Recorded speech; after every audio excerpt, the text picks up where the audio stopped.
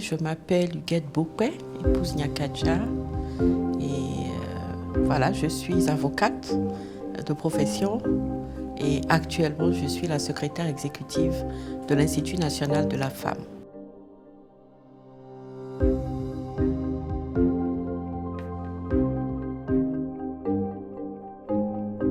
Moi, j'aime bien, j'appelle ça PDC. Je suis passionnée, je suis déterminée et je suis une conciliatrice.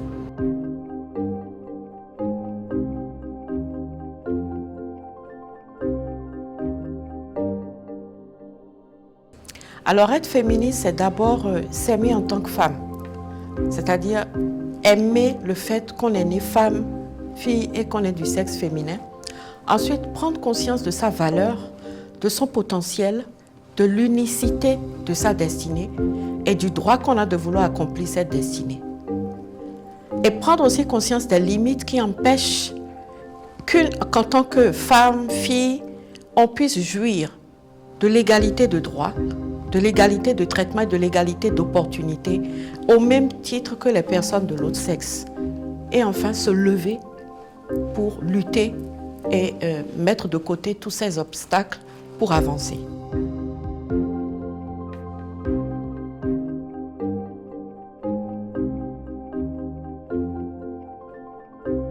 Je vais dire que tout s'est véritablement déclenché au moment, je vais dire, où je commençais, si je puis ainsi dire, à avoir, on va dire, une vie qui me menait tout doucement vers le mariage, ou en tout cas la vie de couple. Et j'étais tombée enceinte pendant mon année de maîtrise. Et j'ai vu, en fait, d'abord que le fait d'être enceinte à ce moment-là n'était pas évident pour moi. Quand je me comparais déjà aux autres femmes qui n'étaient pas, aux autres jeunes filles qui n'étaient pas enceintes, mais surtout quand je me comparais aussi aux hommes. Mais ça, c'était pas grand-chose. Ça me montrait surtout une différence, n'est-ce pas? Mais par contre, c'est quand je suis entrée dans ma vie d'avocate stagiaire que j'ai commencé à étudier, à me voir confier par mon maître de stage des dossiers, que j'ai commencé à observer la particularité de certains dossiers, dont le fond était, disons, les infractions étaient liées au fait que c'était des femmes, des infractions spécifiques qui frappaient des femmes parce qu'elles étaient des femmes. Là, j'ai commencé vraiment à comprendre qu'il y avait beaucoup de choses qui se passaient, beaucoup d'inégalités. J'ai commencé à le voir de façon concrète. J'en entendais parler. Moi-même, je crois que je suis née avec, à l'intérieur de moi, une passion qui fait que je suis naturellement portée vers de l'aide aux filles, aux jeunes filles. Et quand je suis devenue une adulte, plus je devenais adulte, plus j'avais cette passion d'apporter de l'aide aux jeunes filles et aux femmes qui étaient brimées par des hommes. Mais véritablement, la flamme vraiment n'est née que quand j'ai été confrontée à des situations, des dossiers devant les juridictions où je me rendais compte que si ça n'avait pas été une femme, ça ne lui serait pas arrivé. Le fait d'écarter des femmes d'une succession, d'aller au tribunal et de me retrouver dans un dossier de succession en face de représentants de la famille qui n'étaient que des hommes. Et quand on demandait, mais où sont les femmes? Il disait, elle est au champ, elle allaite, elle ne vient pas, et puis ça ne la regarde pas. Là, j'ai commencé à me dire, il y a vraiment quelque chose qui ne va pas. Donc voilà, c'est au contact de réalités liées à des dossiers qui m'ont été confiés pendant que j'étais stagiaire. Et puis, doucement, on va dire, le feu a pris, si je puis ainsi dire.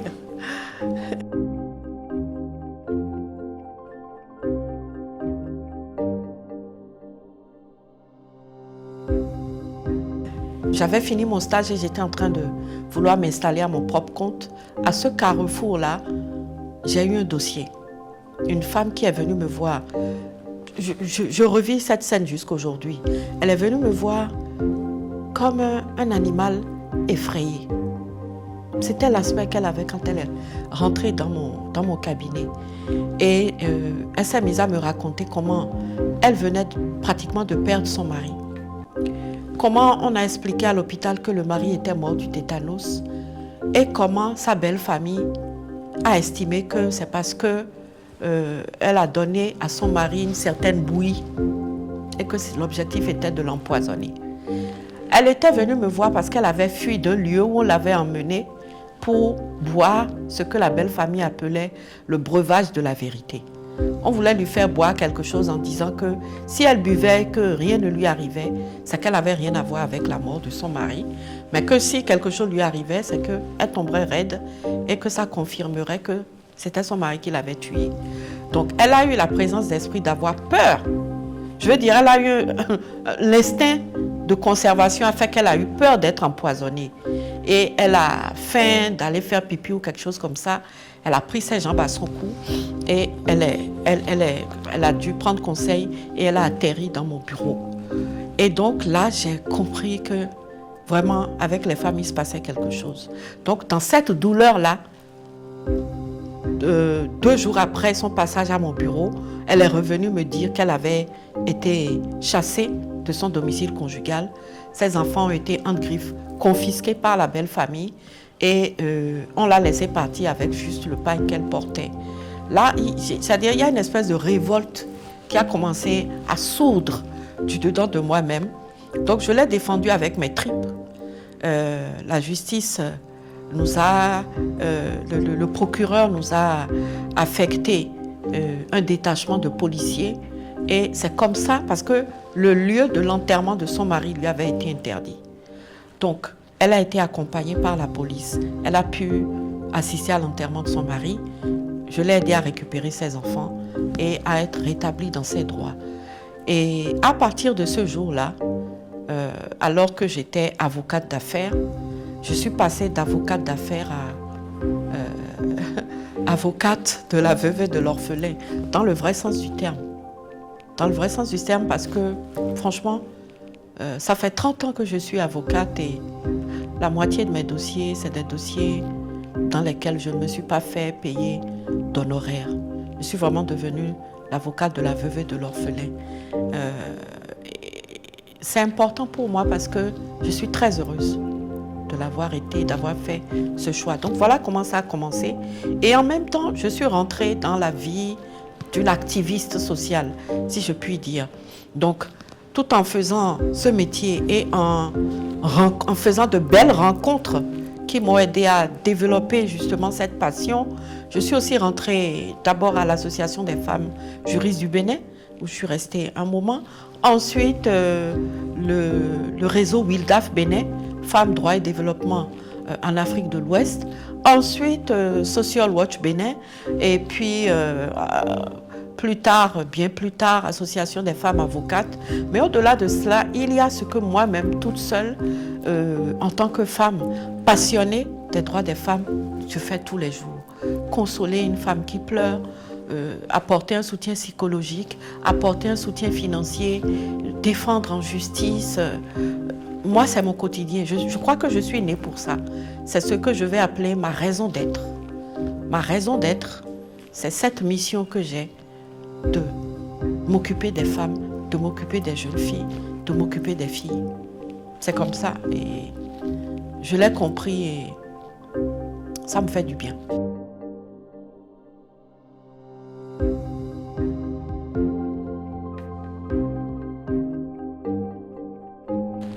Les défis, il y a des défis qui sont liés, on va dire, au fait que les femmes ont peur de dénoncer, elles ont peur de se plaindre.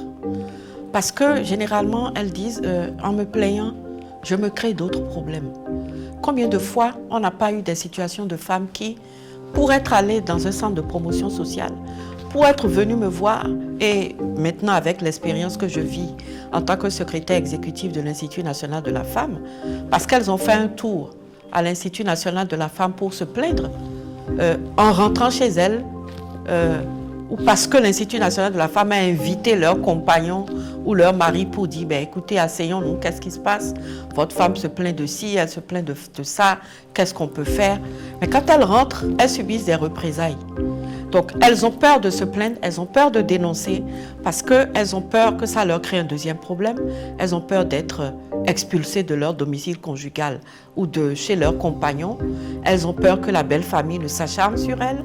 Elles ont peur d'être stigmatisées. J'ai déjà entendu une femme, la mère d'une fille qui a été violée, me dire, mais d'accord, l'Institut national de la femme va nous appuyer, on va gagner le dossier, l'auteur va être puni, mais il reste que moi, dans mon milieu, j'ai une fille violée sur les bras, qui va l'épouser? Donc il y a ça, il y a cette crainte-là, donc qui fait qu'il y a la peur de dénoncer, il y a la peur de se plaindre, et parfois une préférence à garder le statu quo, avec le risque d'en crever peut-être un jour. Il y a donc aussi, lié à cette cause, il y a la grande dépendance économique des femmes et des jeunes filles, des auteurs, des violences qu'elles subissent.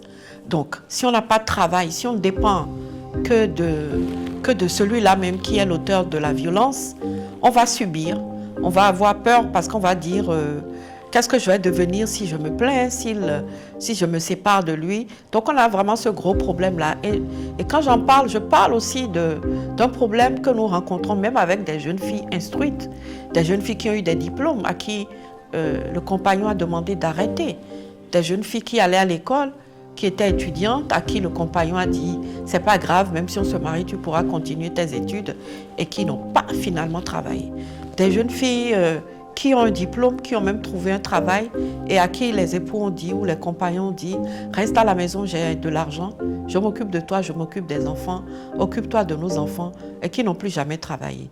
Mais qui, dans leur relation avec cette personne par la suite, ont connu une dégradation, etc. Donc, ça fait que les femmes, les jeunes filles subissent et que, bon, leur vie est... Ça, même quand elles se plaignent entre le 1er et le 20 du mois et à partir du 20, elles arrangent leur mine, sachant qu'à la fin du mois, la dépendance économique va faire qu'il faut être en accord avec celui dont on dépend financièrement. On a la vie dure que certaines de nos pratiques, certains points de notre culture continuent de s'appliquer à cause justement du système patriarcal dans lequel on est encore assez profondément, surtout quand on s'éloigne de Cotonou et de ses environs. On a aussi, moi je l'ai remarqué, certaines interprétations tendancieuses de la parole divine.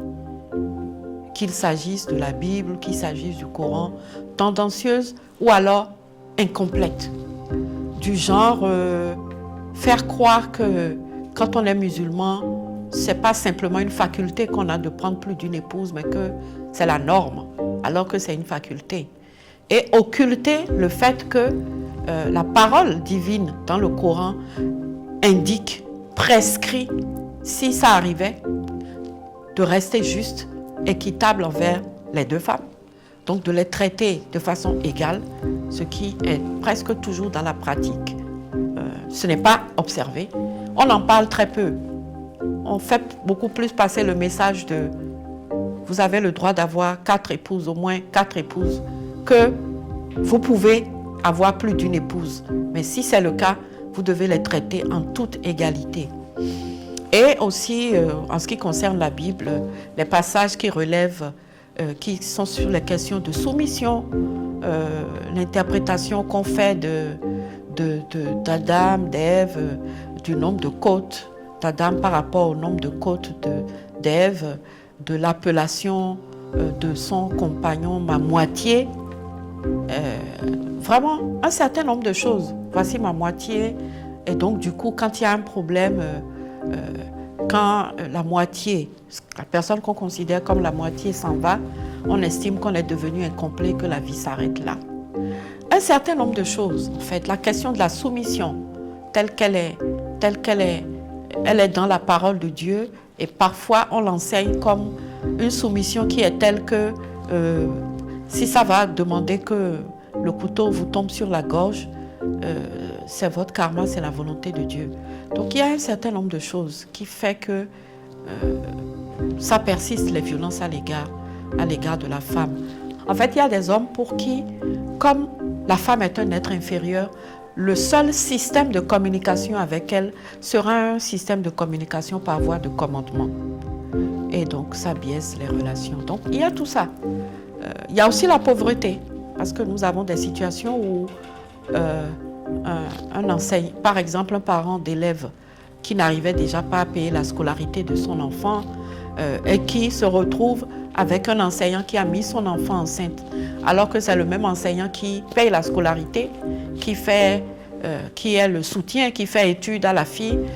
Quand vous allez le voir pour lui dire qu'il y a infraction à la loi et que ce n'est pas normal que sa fille ait été mise enceinte, il vous répondra, c'est lui qui l'a mise à l'école, c'est lui qui paye sa scolarité, c'est mon gendre idéal. Donc ne mettez pas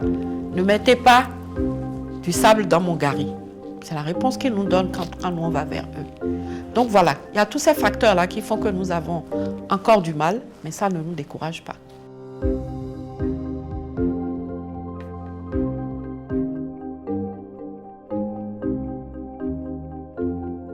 Alors, pour parvenir à réduire les violences basées sur le genre et à instaurer ou à faire naître une mentalité qui soit plus favorable à la non-violence, je pense qu'il faut faire plusieurs choses de façon concomitante. Ce n'est pas nouveau, mais je pense qu'il faut aussi sortir des sentiers battus, des méthodes qu'on utilisait. Il faut s'interroger sur nos méthodes, parce que si il s'avère qu'elles ne sont pas aussi efficaces qu'on le voudrait, ça veut dire qu'il faut changer de fusil d'épaule. La prévention. Dans la prévention, je pense qu'elle est importante, mais je pense que désormais, il n'y a pas une prévention, une sensibilisation qu'il faut faire pour les filles et pour les femmes. Au moment de sensibiliser, il faut s'adresser aux femmes et aux hommes, aux filles et aux garçons, aux jeunes filles et aux jeunes garçons. Parce que ce n'est pas la peine de faire de la sensibilisation hors la présence de ceux qui exercent la violence. Non seulement il faut le faire ensemble, femmes et hommes, filles et garçons, mais il faut le faire avec aussi les garçons. Je veux dire que parmi les communicateurs, parmi les sensibilisateurs, parmi les personnes ressources que nous allons utiliser pour faire cette sensibilisation, il faut qu'il y ait des hommes. Il faut qu'il y ait des jeunes hommes. Pour que on cesse de considérer que c'est la chose et l'affaire des femmes et des filles. Non, c'est la chose et l'affaire d'une nation qui est amputée de la moitié de sa ressource humaine, de plus de la moitié de sa ressource humaine, et donc de son capital. Mais nation qui dit en même temps qu'elle veut un développement durable et inclusif. Donc, ça fait partie même des stratégies de développement. Ce n'est pas l'affaire des filles, ce n'est pas l'affaire des femmes, c'est l'affaire de la nation. Donc, intégrer les hommes dans notre dynamique, favoriser, encourager ce que nous appelons donc aujourd'hui la masculinité positive, qui est le comportement de l'homme capable d'être non violent et qui va mener des actions, qui va avoir des positions, qui va être celui qui porte son épouse, qui va être celui qui encourage la promotion de son épouse au boulot, qui va être celui qui permet à son épouse de faire de la politique si ça la passionne, qui va permettre à son épouse d'aller en mission, de voyager, de représenter son pays à l'échelon régional, international. On a besoin de ça. Pourquoi ça ne paraisse plus étrange qu'un homme soit d'accord pour qu'il y ait égalité d'opportunités dans un couple, égalité de traitement, égalité de droits. La communication doit passer aussi par les arts, parce qu'il y a des gens qui sont sensibles à l'art. Ça doit passer par les arts, ça ne doit pas être seulement je prends mon code, je vais et de ton docte, je vous dis voici ce que la loi dit. Sa communication doit être appuyée sur les ingrédients de notre culture qui promeuvent les droits de la femme. Il y en a, c'est qu'on n'a pas fait assez de recherches. On parle tout le temps des pesanteurs socioculturels, mais on ne rentre pas dans la culture pour voir quels sont les aspects de la culture sur lesquels on peut s'appuyer d'une main l'autre main tenant le code ou les lois pour aller vers les gens et leur parler de choses qui leur parlent. Leur dire, vous savez, dans notre culture, comme dans le Nord par exemple, dans notre culture, le roi de Niki a la grande sœur du roi de Niki, elle est la Yom-Ki-Gu et c'est comme un premier ministre. Sans elle, on ne prend pas de décision. Elle a, elle aussi, des ministres. Quand on fait la gani du roi, on fait la gani de la Yom-Ki-Gu. Est-ce que vous pouvez imaginer que ce genre de choses existent dans notre culture et que combien de jeunes filles connaissent la Yom-Ki-Gu? Mais combien de jeunes filles seront inspirées par l'Amazone, la statue de l'Amazone et toute l'histoire qu'il y a derrière? Donc il faut aller puiser dans nos cultures pour faire notre sensibilisation. On a des choses qu'on savait faire avant qu'on ne soit civilisé selon le regard des autres. On avait une civilisation africaine, on a une civilisation béninoise dans laquelle les femmes jouent un rôle. Si on se souvient qu'on confie même des rôles cultuels aux femmes, alors on saura que les femmes ont une place dans notre société. Il faut aller chercher, pour faire de la recherche. L'Institut national de la femme va faire une étude sur ça. Et donc, sensibilisation, je suis dans la prévention et action. Il faut agir, il faut sanctionner. Le temps de l'impunité est fini. Le temps où on dit, je vais faire ça, et puis il n'y aura rien. Rien ne se passera, est fini. Donc, il n'y aura plus de médiation et de négociation sur certains faits. Le viol ne souffre d'aucune négociation. Les coups et blessures volontaires qui entraînent des incapacités sur des femmes ne peuvent pas souffrir de négociation. Donc, il faut agir, il faut punir. Et il faut punir sévèrement pour empêcher la récidive et pour donner un signal fort. Il faut aller plus loin. Et ça, c'est le pouvoir qui est donné à l'Institut national de la femme. Même si personne ne se plaint, si c'est répréhensible, l'Institut national de la femme va agir. Si on voit quelque chose, si on laisse ça comme ça, ce silence, cette inaction serait laissé un très mauvais signal. L'Institut va agir et se porter partie civile tout seul, même si personne ne se plaint. Donc voilà, donc il faut faire de la prévention, il faut faire de l'action, il faut un dialogue communautaire. C'est nécessaire parce que c'est le dialogue communautaire qui va mettre ensemble, par exemple, la famille d'une fille de 8 ans qui a été violée en face de la famille de l'auteur du viol. Et c'est ce dialogue communautaire qui va permettre de dire que quand l'auteur de viol ira à la criette, qu'on lui collera plusieurs années de prison, que la famille de la fille violée ne puisse pas souffrir de représailles de la part de la famille du violeur qui va dire « c'est vous qui avez mis notre fils en prison ». Mais qu'avec ce dialogue communautaire, la famille de l'auteur puisse dire « c'est ce que notre fils a choisi de faire qui l'a conduit en prison ». Voilà ce que le dialogue communautaire peut créer, une adhésion au fait que la sanction de tel acte est une sanction juste. Donc, c'est tout ça qu'il faut mettre en musique. Il n'y a pas un moment pour sensibiliser et un moment pour sanctionner. Ça se fait ensemble. Et ça n'arrête pas.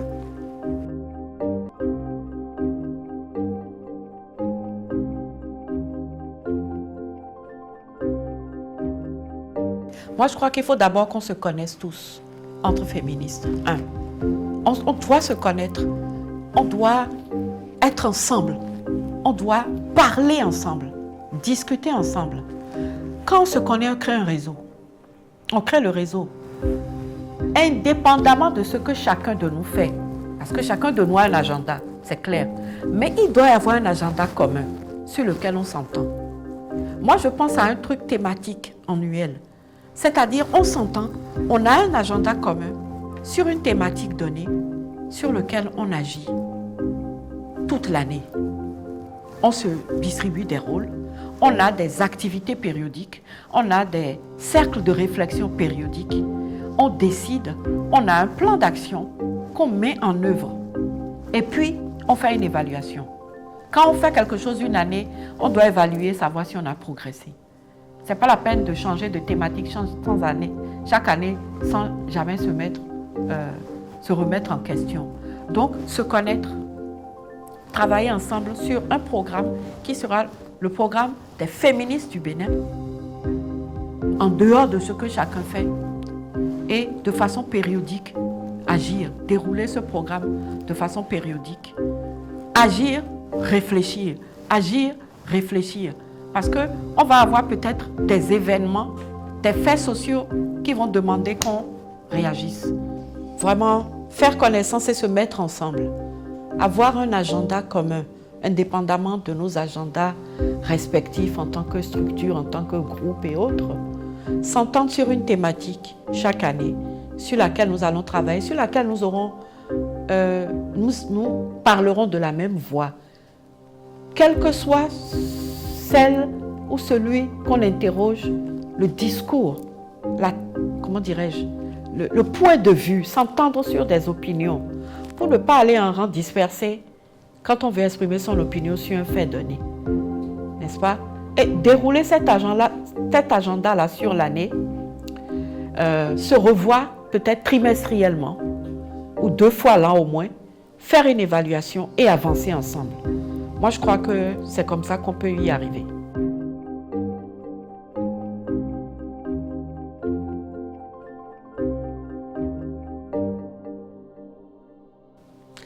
Alors, je crois que cette collaboration passe par une écoute réciproque, sans a priori, sans préjugés. Qu'est-ce que j'entends ainsi par cela? Que les jeunes acceptent d'être entretenus par les moins jeunes. Que les jeunes se disent qu'ils ne viennent pas avec l'a priori de c'est la génération, c'est vraiment has-been quoi. Si ça commence comme ça ne va pas y faire. Parce que la has-been a de l'expérience, figurez-vous. Une expérience riche dont vous pouvez profiter. Parce que quelles que soient les générations, il y a des choses qui ne changeront pas. L'excellence va toujours primer. Le travail acharné va toujours primer. Il y a des valeurs qui vont primer. Un nom vaut plus que tout l'or du monde. Une réputation ne se négocie pas. Il y a des choses donc que la génération moins jeune va apporter à la génération jeune, va lui rappeler, va partager avec elle. Et les fruits restent les fruits. Quand vous avez une compétence, que vous avez certaines valeurs, vous voyagez avec. Même si on vous licencie, vous irez ailleurs avec. On va vous réengager. Donc, les moins jeunes ont des choses à apprendre aux jeunes. Les jeunes ont des choses à apprendre aux moins jeunes. À tout le moins, ils ont à partager avec les moins jeunes leurs nouveaux défis. Parce que les défis des jeunes d'aujourd'hui ne sont pas les défis que nous avons eus, par exemple. Et moi, mes défis ne sont pas ceux que la génération de ma maman a connus. Donc, nous, moins jeunes, nous devons être à l'écoute des jeunes. Nous devons nous adapter à leurs moyens de communication. Nous devons accepter de comprendre que la façon dont ils fonctionnent est différente de la façon dont nous fonctionnons. Nous devons aller à l'école du digital pour pouvoir communiquer avec eux avec les moyens qu'ils utilisent aujourd'hui pour communiquer. Ne pas partir avec le manteau du donneur de leçons, mais alors pas du tout, mais de celui qui partage son expérience et qui, en partageant son expérience, n'occulte pas ses échecs. Ça ne sert à rien de dire à nos enfants que tous nos bulletins portaient 10 sur 10 ou 20 sur 20. S'il y a eu des années ou des périodes où ça a porté de mauvaises notes, il faut qu'on leur dise que ça a porté de mauvaises notes et qu'on leur dise pourquoi. Donc, partager nos échecs aussi et comment nous nous sommes relevés de ces échecs-là. Partager aussi les mauvaises décisions dont les conséquences sont, indélébiles. Des choses qu'on ne peut plus changer. Parce que c'est quand on va leur dire qu'ils feront en sorte de ne pas prendre de mauvaises décisions. Donc, chacun doit être à l'écoute de l'autre, sans a priori, sans préjugés, avec l'idée que c'est pour apprendre, c'est pour challenger ma conception de la vie. c'est pour challenger mes idées reçues et pour m'enrichir de ce qui a fonctionné par le passé qui continue de fonctionner. Et nous aussi, moins jeunes, de nous enrichir de ce que les jeunes aujourd'hui savent faire que nous ne savons pas faire. Aujourd'hui, on parle de l'intelligence émotionnelle. Moi, ma maman n'a pas connu ça. Mais moi, je suis entre les deux. Je connais ça. Et donc, je peux en discuter avec les plus jeunes. Donc, voilà, l'idée de s'enrichir mutuellement. Ça va permettre de faire une chaîne, n'est-ce pas? Et aussi, promouvoir le fait que les jeunes puissent parler aux jeunes. Quand les jeunes se parlent entre eux, il y a des consensus qui se créent. Et quand les jeunes parlent avec les moins jeunes, il y a de l'instruction qui s'ajoute à cela.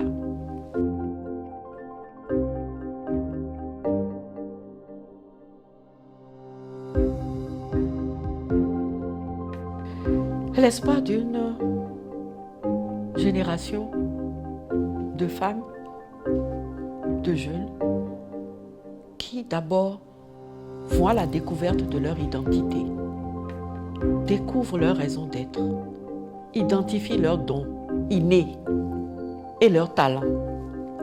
Pourquoi je dis ça? Parce que je peux vous dire par expérience que c'est quand vous connaissez vos dons, vos talents, que vous orientez vos études, les lectures que vous faites, les gens que vous fréquentez, ce à quoi vous occupez votre temps. Quand c'est orienté vers ce que vous avez reçu de façon innée, alors l'instruction, l'école, l'université vous sert à développer. C'est plus facile de développer ce dont on est déjà doué naturellement que de forcer. Et quand vous faites ça, vous ne forcez pas votre destin, mais vous rentrez pleinement dans votre destinée. Savoir, une génération qui sait, dont chaque personne, chaque femme, chaque homme, chaque fille, chaque garçon sait qu'il est un être unique, qui n'a pas de photocopie, qu'il a une destinée unique et qu'il est le seul à faire le plus pleinement, le plus parfaitement possible ce à quoi il est destiné. Ça permet en fait de connaître sa valeur. Parce que quand vous ne connaissez pas votre valeur, l'abus de soi et l'abus des autres devient inévitable. Si vous savez qui vous êtes, si vous vous découvrez votre identité, vous ne vous laisserez pas abuser. Parce que vous serez heureux, vous aurez l'estime de vous-même. Vous n'abuserez pas des autres parce que vous reconnaîtrez en chaque autre toute une destinée, tout un avenir. Et donc, c'est ce que je demande, la prière que je fais. Et c'est mon combat. Le combat, je ne peux pas parler aux jeunes sans leur parler de leur identité. Et aussi des jeunes qui reconnaissent qu'entre femmes et hommes, on est égaux. Et qui, dès le plus jeune âge, cultivent le vivre ensemble, le respect de l'autre, l'égalité de droits, l'égalité de traitement, l'égalité d'opportunités. Je rêve d'une génération de jeunes filles qui soient financièrement autonomes. Je rêve d'une génération de jeunes filles qui soient émotionnellement autonomes. Parce que vous pouvez être financièrement autonome et émotionnellement, mais dramatiquement dépendant. Donc, émotionnellement autonome, financièrement autonome et des personnes qui écrivent la vision qu'ils ont d'eux-mêmes. Des jeunes qui se projettent dans le temps. Dans 5 ans, comment je me vois? Dans 10 ans, comment je me vois? Avec qui je suis? Dans quel secteur je suis? Je pense que ça va changer les choses et je pense que ça va réduire les violences et les inégalités entre femmes et hommes. En tout cas, c'est mon rêve. Et je veux faire rêver les jeunes. Et même si un jour je ne suis pas là, je voudrais qu'ils continuent non seulement de rêver, mais qu'ils soient les premiers acteurs, les acteurs principaux de la réalisation de ces rêves. Voilà.